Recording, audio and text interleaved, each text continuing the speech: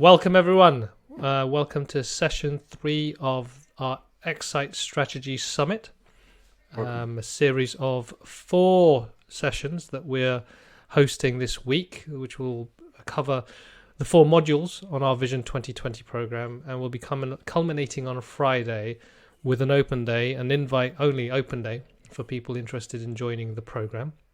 This is an effort for us to basically open the door a bit to show people what we do with people on a more close and intense basis. We do a lot of work. We do community building, we do events, we do retreats, but one of the flagship things that we do is our Vision 2020 program, and it is a combination of many of the needs that we have in terms of what lights us up in terms of work, and is done in a way that feels connecting and impactful. And so we wanted to share what that means for us, and also for those of you who are in a point of transition in the way they are working, or in the kinds of businesses they're making, or maybe they're starting off a new business. We wanted to let you know that this is something that we believe is very helpful and very important stuff to do, so that you don't get sucked into building a successful business that you hate. Or an unsuccessful one. Or an unsuccessful one as well. But the worst ones are the successful ones. They're the worst ones, because you think everything is going well, but it still feels shit. And everyone's telling you you're amazing, and it still feels shit. So we'd rather burst that bubble, so you don't waste years building something that doesn't really get you where you want to get to. And if you're a follower of the Happy Startup School, we know that money isn't your main motivator. And we're going to share with you our philosophy about business and how we try and help others walk that path, and to do it with a bit more confidence and clarity and peace and ease. And so today we're going to be talking about happy money, which seems to be a term that some people find it a bit, I think, incongruous. Triggering, yeah. Well, it can be triggering, especially if you have very specific perceptions of what it means to make money, but also kind of confusing because of that, in terms of like, what does it take to make money, and why should I be happy with making money? Particularly also if you have some ethical reasons around, money is evil, and we can go into that in a bit more detail in a bit. We all know money's evil, though, don't we? Oh, you're letting those ideas leak out there, Lawrence. You're influencing people with your beliefs. Spoiler alert. Okay, so I think to start off with, what I thought we could start talking about is what is unhappy money, because we're talking about happy money. So maybe we'll start off with what's unhappy money for you, Lawrence. Oh, that's also triggering, isn't it? Well, related to work, I would associate that with taking on a project or a job just for the money. So you're just thinking about it as like, not sure about this project, not sure about this job, but the money's good. So that's good. And that's the measure of success for most people. So on the outside, that feels good. So I need money, I need bills to pay, I need food on the table, I need my needs to be met. And so from my experience of that, you might get a little window of a honeymoon period where you're feeling good because you're getting paid well for something. The money's there. It takes away some of the insecurities. Maybe there's a feeling of safety because your basic needs are met. But sometimes quickly, sometimes slowly, it can turn into unhappy money because the money's there, but there's other things that are missing. We talked a bit about this the last couple of days. Maybe everything feels right on the outside or looks right on the outside, but on the inside, it doesn't feel so good. So sometimes that at the beginning, you think, I'm just doing this for the money. I'm willing to take that risk of everything else.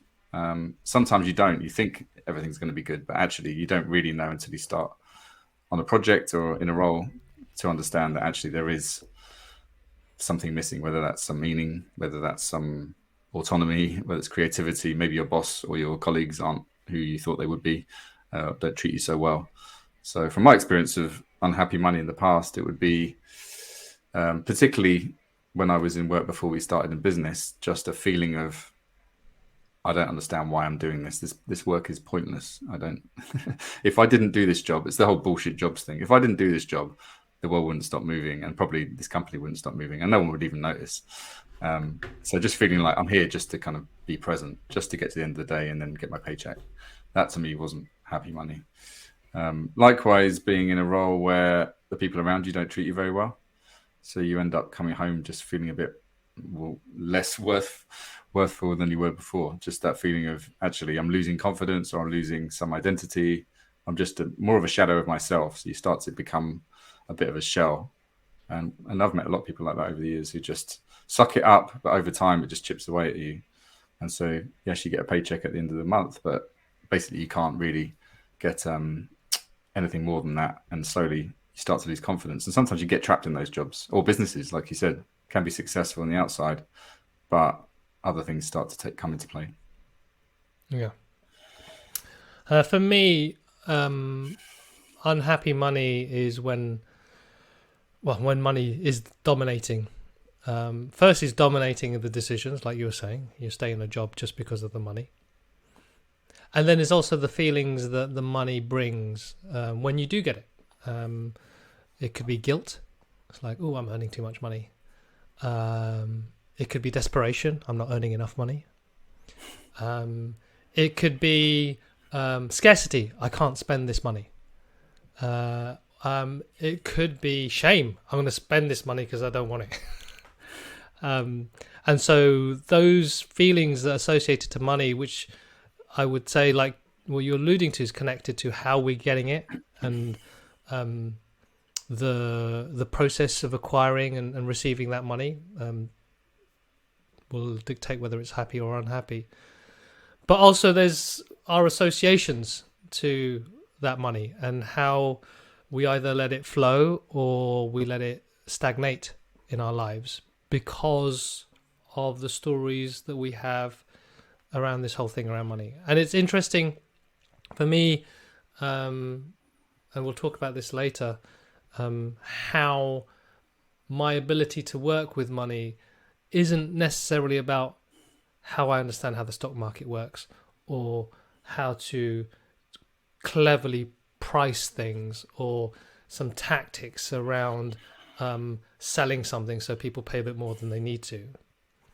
Those things, they're kind of like rules of a game, but whether you know how to play those rules or use those rules well, or play that game well, is really down to your kind of outlook on life, I believe. Outlook on money, your outlook on other people, how you relate to other people. And so unhappy money, I think, also then leads to unhappy person and unhappy relationships. And a lot of our work is based on making happiness our business model.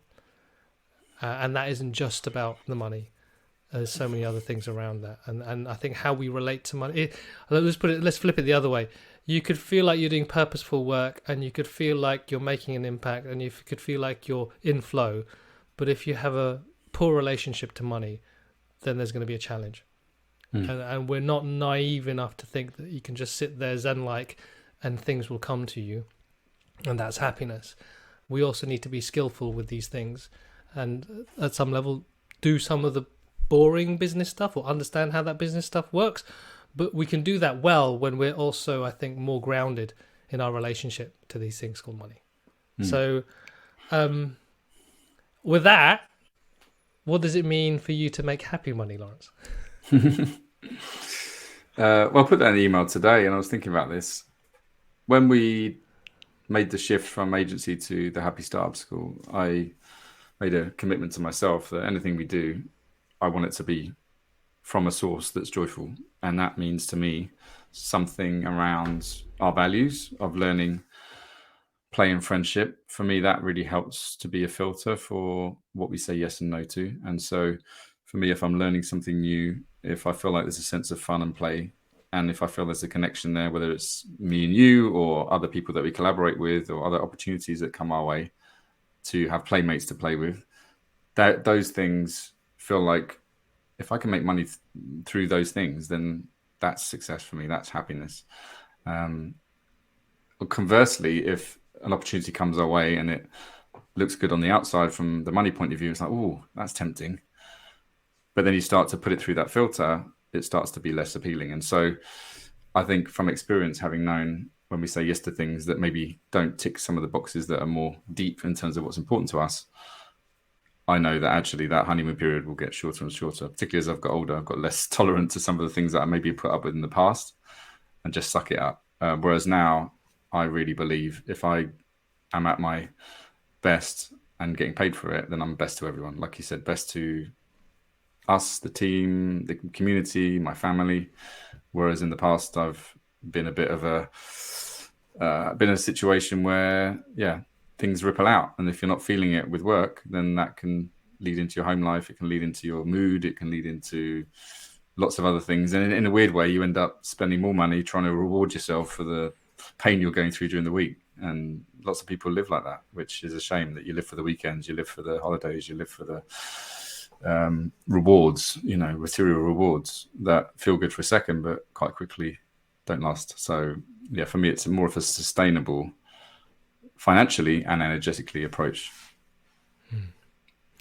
There's I can remember back in the day when we were starting the Happy Startup School, looking at the kind of the research around happiness and money, and above a certain threshold they measured out more money does not equal more happiness. And I think that's a great story, but I think it misses out some of the nuance. I think primarily money does not equal happiness in my perspective. There's no such connection as such. Money can give you access to resources that allow for your physical well-being and your safety. So whether that's a home, whether that's food, that allows us to buy those things to make sure that we don't starve or we're cold, but doesn't necessarily make us happy. No. And it's a much more internal thing for me, this idea of being happy. When I now think about happy money, I think primarily it's about flow. And when I think about flow, I think I can spend it freely and I can accept it freely. Mm-hmm. And that, I think, is the most important lesson for me, is not to immediately grab the money out of someone's hand, I need it, or hold it so tight that I can't actually whether spend it on myself, spend it on my family, spend it on someone else, because I'm kind of counting, sort of like making the budgets balance in a sense. And so on one level, totally aware that we need to be financially literate and understand, if you don't make more money than you if you spend more money than you earn, you're not a business. But at the same time, if you're too focused on the spreadsheets and the numbers and how something, and the level of your bank balance is going down, then that's going to cause you stress and worry and lack of creativity, lack of energy, lack of happiness. And, a very practical level, if you're miserable and grumpy about your money, any customer or potential customer is going to think, oh, this person isn't particularly nice to work with. Or they'll be just after you, they want to work with you because of the thing that you do, and they don't want to build a relationship. And so, again, that doesn't really necessarily increase your happiness. You're just there as a tool, as a means to an end. Which, if you're following us, that isn't the kind of business you want to create. That isn't the kind of work you want to do. Because I think most of you align your values with us. You want to learn, you want to play, and you want to make friends. And I don't think making unhappy money is aligned with those values. No. And there's something about, I talked a bit about commitment. There's something about commitment and belief, I would say, with this. A lot of people I meet tend to not believe that they can make money from things that they love doing. And that limiting belief can hamper everything, because it's like, well, I'm making money over here, but the thing I want to do is over here, but that's never going to make money. And that belief can just sometimes frame everything, because then you're not really committed to it because you don't believe it's possible. So I think there's definitely something about trying to shift or be open to the idea that just because you love doing something doesn't mean you can get paid well for it. And I think that's where we come in. That's where your peers and community can come in to reflect back to you. No, this is possible. It is possible to do that thing you're here to do, and just, like you said, be in flow at work, because that's what the world needs. That's what people gravitate towards, is people who are doing something that just feels effortless to them.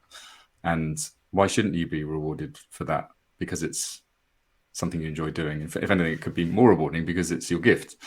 So I think there's definitely a shift required for people to just try and lose some of that baggage that we will accumulate over the years, that maybe through the education system or through the society we live in, where work is hard and work should be a struggle, and we get paid for it because it's difficult. And that's the thing. That's what the mantra is almost. So we need to create a new mantra, which is more open to just a new way of thinking about this stuff. Yeah.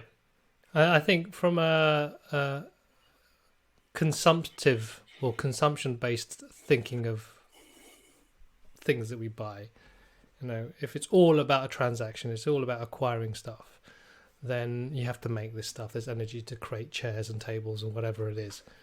But I think a lot of people who follow us, they're more about helping people shift the way they work. There are a lot of coaches, consultants, knowledge workers, people who work creatively, not necessarily about just building widgets. It's about shifting mindsets, teaching skills, creating new possibilities. And when you're doing that with a unhappy mindset, particularly around money, then you're not going to make, I don't believe you're going to make the impact you need to make. And then you're not going to be sustainable as well, because you're not allowing the whole money thing to flow as freely as it could. And I'd like to also offer a balanced view around this in terms of, on one hand, we are definitely advocates, examples, massive fans of doing what you love and making a business out of it. And you also need to be aware that how you communicate that to other people is going to affect A, whether people buy anything from you, and B, how much they pay you. And to just, there are a lucky few who just be, and then money comes to them. But I think for a lot of us, we still have to work around telling the right stories, connecting to the right people, being visible and sharing why it's important, why we believe the work we do is important for other people. Not because we're important, but because of the change. And check out the first, yesterday's video about tuning into change, the change we want to see in other people's worlds. Unless you're able to do that, it's going to be harder to create a sustainable business. Some people call it marketing, some people call it sales. I think a way to think about it, just being clear and communicating clearly about the work you're doing. And that takes confidence, and that takes a bit of vulnerability. Again, stuff that we work with, even though we're trying to get people to start businesses, actually the fundamental stuff, the most important stuff is people's confidence, like Lawrence was saying, people's belief that they're allowed to do this, and also their confidence to be able to go up to strangers and talk to them about the work and the change they want to make for people. And I think the more you're able to do that, the more we can work with happy money, I believe. And also, quickly on that, and we'll touch on this tomorrow more, the idea that putting something out there that isn't quite finished yet is okay. Because I think that's something else, is we can give you access to tools that make these things simple, but ultimately you're going to have to be vulnerable to put ideas out there that aren't fully formed. And maybe you're even taking money in advance to get people's commitment before you finish the thing, before you created it. And that's the leap of faith people need to take. And we've done so many projects and tried so many ways of selling stuff and working with money that isn't constrained to build it and they will come, or make it perfect and then someone might buy it. It's like, how can you be a bit more free? Not necessarily, how to put it, evil about it or kind of manipulative. And I think that's, again, about money stories, which we'll talk about in a minute. But being less tied to one way of doing things. And that's what, again, part of what we're trying to create here is giving you more permission to experiment with different ways of building businesses and making money, and also discovering more about yourself, really. And that's another cool thing around this.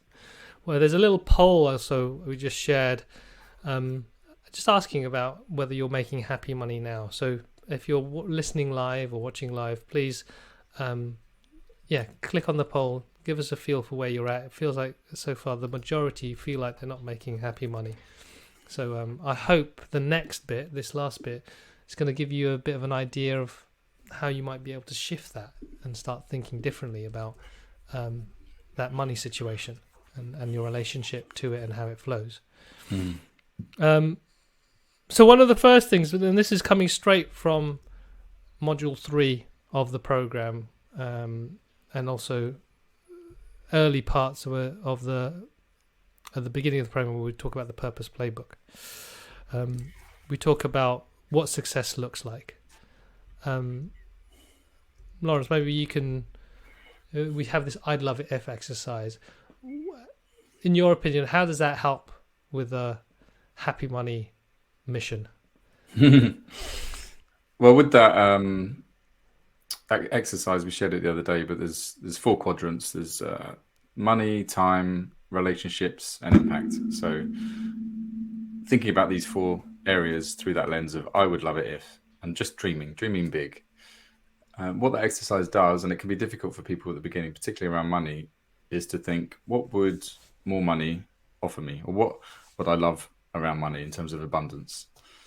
And some people might put figures to it. Other people might think about a feeling around it. And for other people, there might be something that they want to create that money would allow them to do. For example, we had someone who wanted to create a retreat center. Now, if you want to build your own retreat center, that's not a cheap thing to do. So you're probably talking hundreds of thousands, maybe millions. Whereas someone else might have a more, let's say, less ambitious goal, but something that still feels out of reach for them. Maybe to make £30,000 a year from happy money, or to be able to go full time in their job. So then maybe there's full time in their side project, their second mountain business. So I think the thing with this is to be able to think of possibility rather than just think about what are my basic needs, what overheads do I have, what are my costs. Maybe I have a little bit on top. That's my stretch goal. Not that we're saying you need lots of money to do the things you want to do, but just understanding that maybe there's things that you want to do or build with your business that actually money is needed for. And particularly with people who want to make impact or more social entrepreneurs, some people think, money's not something I want to hold on to because it makes me look greedy. I can't charge much for things. But actually, when they start to think about these framings for it, it can allow them to think, maybe like we're doing, you can start to offer scholarships for your programs, or maybe you can offer some pro bono work, or use that money to build something else that will allow people to amplify that vision. So understanding that maybe money, if you get more of it, doesn't make you a bad person. Maybe it just amplifies what's already there. Yeah.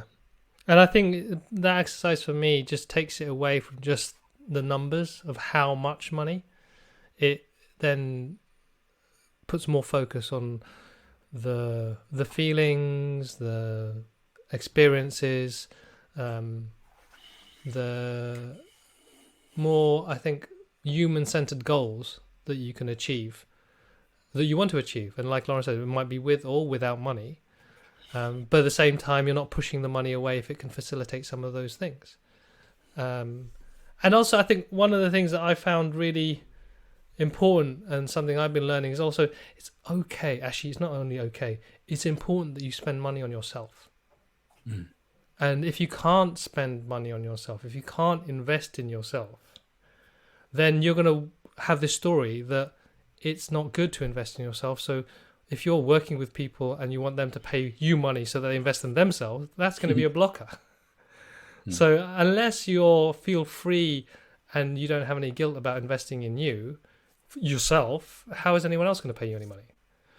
So there's a kind of a meta aspect of this in terms of you thinking about money that benefits you, because that's going to give you not only the sustainability to do the work, but also allows you to receive the money more freely.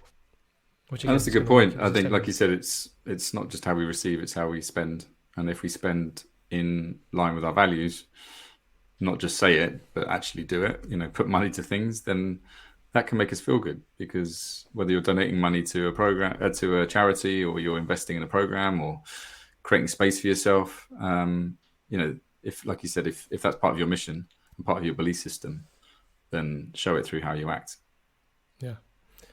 And one of the things I've learned on just working, particularly on the happy pricing course, and the stuff that we do about pricing, is this We spend money either to solve problems or to make ourselves feel better, to get some good feeling, and that's valuable. To feel differently, or to feel more creative, to feel more clever, to feel more alive, more energized, to feel more relaxed. There's value in that, and if you are doing retreats, teaching mindfulness, coaching, maybe even helping people with public speaking, whatever it may be, there's just because it isn't a thing or an object or isn't immediately associated to money or like a number, doesn't necessarily mean it isn't valuable. It's super valuable to the right people, and then through those conversations with those people, you'll be able to work out how much they're wanting to pay you. But you need to be open about those conversations, which kind of leads me on to the last thing I think that, and feels the most important thing around this, is our relationship to money and the stories we tell about them. I don't know if you want to elaborate a little bit on that, Lawrence. Well, yeah, we could spend a day, a week, a year on this topic. So yeah, I think the more we've worked with money, the more we've run our business, the more we've coached other people through this journey, the more we've understood how important our relationship to money is. And often that can mean we have some stories around it, which we don't think of them as stories. We just think of them as the truth. But when you bring a group of people together to share their stories around money, then often you can find that we all have a very different relationship to it. And for example, if I was to say to you, what does money mean to you, to anyone? If we had a big blackboard and a bit of chalk and we would go around the room, someone might say money's evil, someone might say money's greed, someone else might say money's opportunity or fun tokens. After a few minutes, you would have almost every trait associated to human beings that money seems to have a attachment to. And it might be that it's true for some people. It might be that the opposite is true for other people. And you could be sat next to someone who is trying to almost get rid of the money they've got because they feel it's evil, and so they're pushing it away. Whereas other people don't have much, and so therefore trying to attract it. And we found that actually when people surface those stories, when they're aware of them, they realize their stories. And so it's not that you're trying to fix yourself or change anything immediately. It's just an awareness that I have a story about money, and maybe that money story can change, and maybe that money story isn't helpful. And so in some ways, understanding these stories can help us to work more skillfully with it, because we're trying to, like you said, play with it and let money flow more freely, rather than it become a blocker to how we make our decisions or how we live our lives or grow our businesses. And I think it's important that awareness is not only important for yourself, but when you are talking to other people. Because if you realize you have money stories that stop you from maybe earning as much or spending as much, then you realize other people have those stories. And so when they say no, or they think you're too expensive, it isn't a judgment on you. It's potentially their own stories going through their head about whether they're allowed to spend this money and why. And I think a really interesting thing I found is our brains have evolved through evolution, which is properly haphazard, to keep us safe. Full stop. They haven't evolved to understand the universe or to understand logically how the world works. Ultimately, they've evolved to keep us safe. And so these stories are just ways to keep us safe, even though they're not really keeping us safe, because we think there's a lion out there that's going to eat us. Actually, there isn't. And so if you are skillful with money, if you are aware of your money stories, it's actually, I believe, your job to help people realize that fear that they have is actually stopping them from actually investing in themselves or progressing, or actually putting the right money in the right places to move forward with whatever business or idea or self-growth process they're in. And so it's not about manipulation. It's about getting to the truth. It's about really understanding and listening to people, being aware that what they say isn't necessarily what they mean, being aware that how you hear it is going to be clouded by your own filters. But if you're able to do that skillfully, then I think you can do good and make money at the same time, rather than just feel like you're being a slimy salesperson or trying to con someone out something. No. You're trying to help them get really clear as to why they need to do this thing that feels really scary for them and where that fear is coming from. Yeah. And one thing it reminds me of is a workshop we were part of many years ago. I think Tom Nixon ran, and he asked people to bring with them an amount of money that meant something to them. So amount of money they were not happy to lose, that would be slightly painful to lose, but they could lose. And it was interesting. Some people bought a fiver, some people bought £100. And understanding, like you said, that maybe when you're selling something, what seems like a lot of money to you might not be as much to someone else, or vice versa, and that's okay. And then you throw money stories on top, and you can see why some of these conversations can be difficult. So yeah, these are all things I think that help people just have that awareness that we're not always talking about the same thing when we talk about money. And ultimately, whether it's to do with money, whether it's to do with purpose, whether it's to do with building products and services, having a deeper awareness about how all of this works gives us more choice. We can choose to make things really complicated because we think that's important, or we could choose not to because we are aware that the most important thing is we help people do something better in their lives. And the same with purpose. We can choose to be blind to what really drives us, or we can be more aware about what our needs are and work with that in order to build the businesses. And tomorrow we're going to talk more about being more aware of the stories we need to tell to people, and more aware about our own vulnerability, but how that can be a strength, but also how that can help you connect authentically with the people that you need to help. So I thought we'd leave a few minutes, because I know sometimes we cut this off quite quickly and maybe people have questions. So we're going to have, I don't know, maybe a couple of minutes of uncomfortable silence to see, of those of you listening live, do you have any questions? Was there anything here that either A, wasn't quite clear for you, or maybe you even disagree with? We always love a little bit of a debate, even if it's only us with the mics. Or maybe you join late and you want to know what we've just talked about. Yeah. And Anya's there just like, I can't post the question first. I've got to wait for someone else to step in.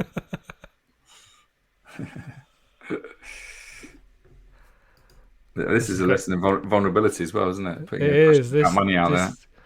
This is, and also just being able to sit here going, oh, does no one want to ask a question? It's great podcast material anyway. Oh, it's amazing. Yeah.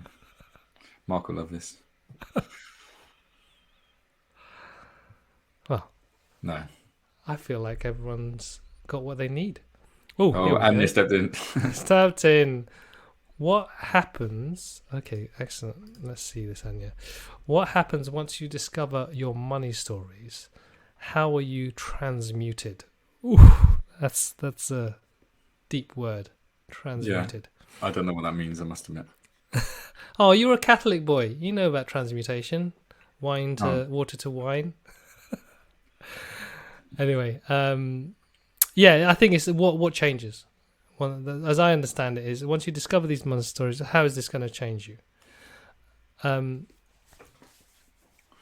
I don't think you change as such. It's like Lawrence was saying before. Just having an awareness is important, because then you know when you hesitate with something, or you're just about to have an argument or something about something, having the awareness of okay, this is that story, it's connected to this. So it's maybe sometimes it's that awareness, like actually the thing that we're just about to have a discussion about, or I'm having a reaction about, might not necessarily what you're talking about, just this connection, this story, particularly around money. It's like, for me, for a long time, money was safety, money was security. So the less money I had, the less secure I was. So if I was spending money, it would feel like, oh my God, am I just losing a bit of security? Now, being more aware of that allowed me to just loosen the grip a bit. So that for me is, I wouldn't say it's a massive transformation, but it's just a gradual. It's a skill more than anything else, and it's something that, with awareness and sort of working more and then questioning more about these stories and these beliefs and where they come from, it just allows you to be a bit more skillful. It won't stop the stories coming up, I don't think, but it just allows you to respond rather than just react. I hope that makes sense. Yeah, and like you said, there's that that piece about where they come from. I think that's the next inquiry. There's a whole session we do on the program around your money life story and where your money stories come from, because again, you might understand that those stories have come from your past or your parents or other family members or friends, and that again is something where you go, are they my stories or are they someone else's stories? And again, it's just that inquiry, that step in that direction. Nice. I wanted to acknowledge Ian's comment here. Offering a low price out of fear means you can't always deliver the full value your client needs. Mm-hmm. Yeah, it's interesting as well. What is that? What's the nature of that fear? And really understanding that, sinking into that, because if it's a fear of being rejected, or is it a fear of being shamed because you're asking for too much money? I think when it's just an immediate reaction and you just do a gut thing of like, oh, I'm going to reduce my prices straight away, it's like without questioning where is that fear coming from, then what you're doing may be the completely wrong thing. Yeah, or fear that you won't get the project because you need the money, and so there's a fear of not. Well, also you might actually lose the client because they don't believe you're confident enough about your work. Yeah, or you're too cheap. Exactly. Yeah, we've lost projects in the past because we were too cheap. And I had this with someone the other day. She's putting on an event and she was negotiating with herself before she put the price out, which we all do, right? We all like go, it should be 400, maybe it should be 300. Well, actually, that's and you haven't actually had any conversation with any potential customer. You're just totally basing it on your relationship and sort of framing around money. And so that dialogue is totally bonkers in some ways because it doesn't have any bearing on reality. It's just your view on things. And we did this in the past. We're like, oh, we got a pitch for this project for a client. We'll go for 12 grand. Oh no, it's too expensive. Let's just go under 10. Oh no, we'll break it down into different payments. Oh, I would, all you're thinking is like, would we pay that? Yeah. Would we, and like Ian, what Ian is alluding to as well. And then you win it and you go, oh my God, now we're going to do all this work for not that much money. Exactly, and that's definitely not happy money because you're like, actually, I'm undervalued, and you've probably underpriced anyway. It was probably way more work than you ever imagined. Yeah. So, I think experience helps with this stuff because you can price more confidently when you know how much work's involved and actually the value you can offer. And it's a pitfall we'd rather everyone avoids, or particularly people in our community, because it's there's a lot of people doing some amazing work, just not getting paid the right amount of money for it. Yeah. Cool. We have another question. That was just another from Anya. How do you get over the fear of charging too much? Ooh. Well, yeah. And again, that's loaded itself, isn't it? Too much. What is too much? Yeah. I think it's this is where talking about money and talking about pricing starts to uncover other things around your business, and the thing that springs to mind here is around your positioning and your marketing and who you're targeting. Too much for one person is like pittance for another person. And so there's an element here of knowing exactly who you want to work with, and of course the first thing that springs to mind when I say this is, it needs to be accessible. Yes, and what you do could be incredibly valuable and really, and someone would be really happy to pay several £1,000s for it because of their position, or in terms of how much money they make or how they think about money and what they value. And even it isn't just necessarily about how much money they make. It might be the case that they value this thing so much they are prepared to just stretch themselves a little bit, because a lot of the time, from my understanding of this, it isn't about someone being happy to give you money because it's cheap. Because if it's cheap, then they don't necessarily value it. It's for them to make sense that money, that price that you're giving them, makes sense to them. And they're not feeling conned, but they're not feeling too cheap either. Because it won't help anyone. Like Ian said, it's like you won't feel energized to do the work, and I don't think they'll be as committed as you want them to be. No, but equally, people can be happy to pay money for something, and maybe a lot of money for something. Maybe it makes them feel good. Yeah. Like you said, there's something around commitment. I know in the past we had a definitely limiting belief around money, thinking we couldn't charge much for courses, or we couldn't charge much because we work with startups and startups don't want to spend anything and they're poor. But that didn't help us or them over the long term, because it meant that we wouldn't have built a sustainable business if we'd have followed that path. What we found is people are happy to invest a big chunk of money in something if they want that for themselves. Like you said, they want to invest in themselves. And actually, it helps them because they are committed. And if they didn't invest that money, they wouldn't be committed. So the final thing about too much, how do you get over the fear? Have honest conversations with the people you're selling to. In terms of like really talk about the money. Talk to them, how much is enough, why, what is it they're comparing it to? Really talking to them without any judgment from your part. Try and really have some open conversations, which is difficult because you have to deal with your own money stories to be able to do that well. But they'll tell you what's too much and why. Because they will, all of us will say, it's too much because we want a good deal. But then until you're able to justify it, they're just words. They don't actually necessarily... you can easily convert someone back to paying the money you need them to pay once they're able to justify why. Exactly. And if they can't justify paying that money, then maybe it's not that valuable to them, and they're the wrong person to work with. Cool. Final thing here. Let's see. We've got Mark. It's just a comment here. He said, I feel that confidence can come from pricing your products or services so that your business can be sustainable. It's always a complex situation, but that allows me to be confident when I'm transparent with my costs. It's not a question, but potentially leading comment in discussing transparency about finances. Okay, so what I'm hearing here in this question is like being very open and transparent about my costs in order to then make the customer feel comfortable about the amount they're paying, so that they don't believe that there's too much of a massive margin or something like that. You're not profiteering, I would assume. That's a tricky one, Mark, for me, because if you're basing things on cost-based pricing, then what is a healthy profit?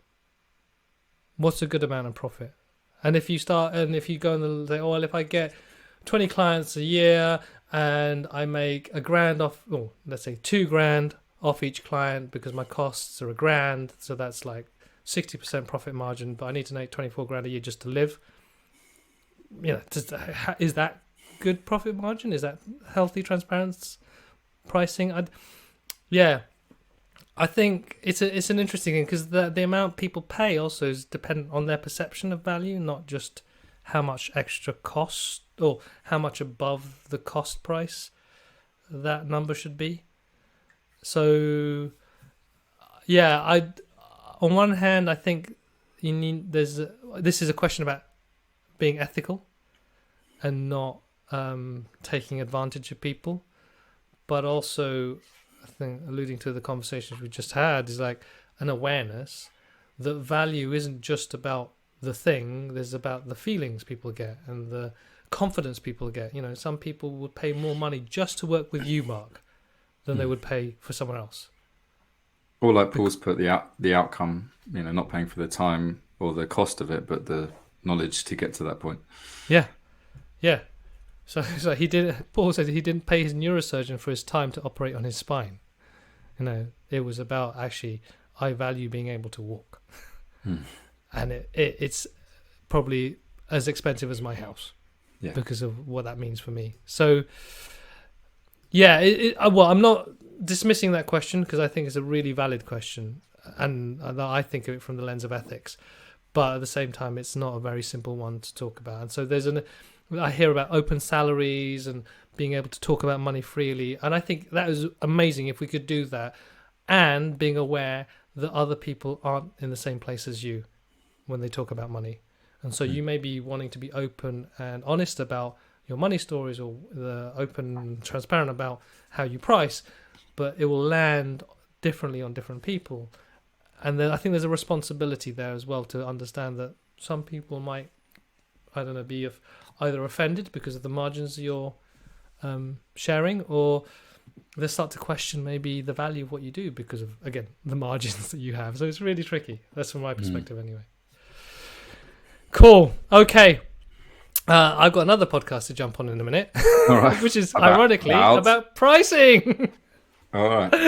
and putting your prices up. But as you can see, there's so much more that we can talk about here, and it's stuff that we love to talk about within groups, it's particularly smaller groups, because it's a safer place to have these discussions, and then you can be more honest about your own position, because we can talk theory and generalities to the cows come home, but as we've alluded to, these things are personal, and it's all down to your own experiences and your own stories, and that's why we value doing these small group programs where myself, Lawrence, and Lana can really get to have a relationship with you, and you can have a relationship with other people in the group, and then you're able to be a bit more open about the challenges that you're facing, and then we can actually address those rather than the generalities. Yeah, and I've found it's an amazing way to get to know each other. It's it's when we talk about money, we talk about almost everything that's universal in the way we show up. Heartbreaking stories. You can hear such heartbreaking stories around this stuff that opens up a whole level of connection that you wouldn't have had if you just talked about the weather. Yeah. And I remember when I was asked that question about when did money first become a thing in your life, like when was your first memory of money, it brought up all these memories that I'd totally forgotten about, which was bizarre. So yeah, I find that fascinating too, what you learn about yourself and your past and how this, frames everything we think about this stuff. Totally.